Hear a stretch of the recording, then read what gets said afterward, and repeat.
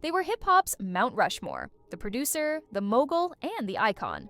For a time, Kanye West, Sean Diddy Combs, and JayZ were more than just colleagues. They were a triumvirate of creative and commercial power, a brotherhood that defined an era. But in the unpredictable world of hip-hop, loyalty can be a fragile thing. What happens when the architect of a new sound, the ultimate showman, and the undisputed king of New York all clash? This is the story of how a powerful alliance fell apart, leaving behind a trail of public feuds, silent betrayals, and the complete collapse of a hip-hop empire.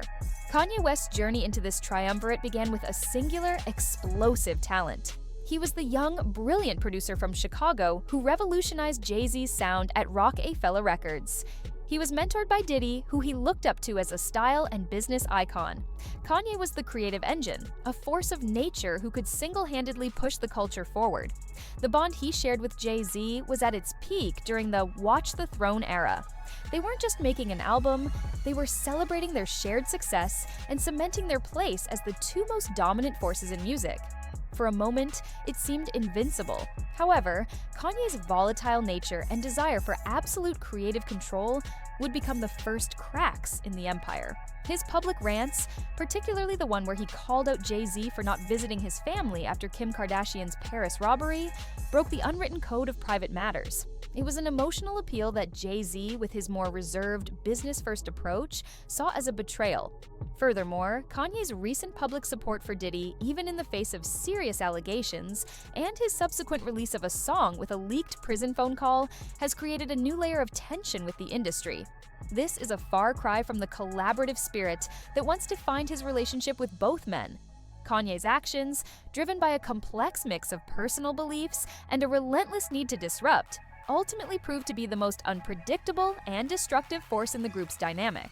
As the Jigga man and the godfather of the group, JayZ's role was always that of the wise king and master strategist. His relationships with both Kanye and Diddy were defined by a blend of business and brotherhood, but with a clear understanding of boundaries. JayZ's genius was in building a corporate empire, Roc Nation, Tidal, and more, and his actions always reflected that long-term vision. His early collaboration with Diddy began with a shared bond over the death of Notorious B.I.G., and they continued to respect each other as business titans. Their friendship was a testament to the idea that you could be rivals in the market, but brothers in the boardroom. With Kanye, the relationship was more personal, but JayZ's patience had limits. The public feud, sparked by Kanye's stage rant, was met with a calculated response on his album 444. JayZ's lyrical jabs were precise and surgical, a clear message that he wouldn't tolerate what he saw as a public disrespect. He spoke about the debt he gave Kanye and the fact that he was disappointed in Kanye's public outbursts. JayZ has since distanced himself from both Kanye and Diddy, particularly in the wake of the recent legal troubles surrounding Diddy. This is JayZ's ultimate power move. He doesn't engage in the public spectacle. He instead focuses on his family and his business, letting the noise from the collapse fade away while he quietly moves on to bigger things. His silence is not a sign of weakness, it is a sign of his complete and total control. Sean Diddy Combs, the original mogul, was the charismatic connector of the group. He was the one who, through his iconic Bad Boy records, showed an entire generation how to turn music into an empire of fashion, liquor, and celebrity. Diddy's mentorship of a young Kanye was instrumental in shaping the producer's understanding of showmanship and branding. Diddy's relationship with JayZ was one of mutual respect between two titans of the industry. They were both hustlers who built their empires from the ground up, and they often celebrated their success together. Their bond was one of a shared understanding of what it took to dominate the game.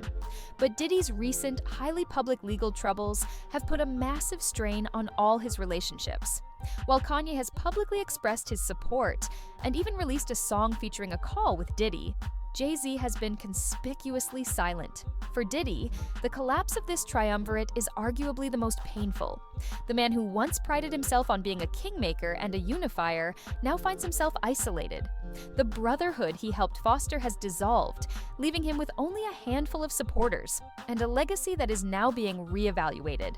The collapse of a hip-hop empire is most keenly felt in the void left by Diddy's fall from grace, and the subsequent silence from his former friends. The showman who once controlled every narrative now finds himself in a narrative he can no longer control.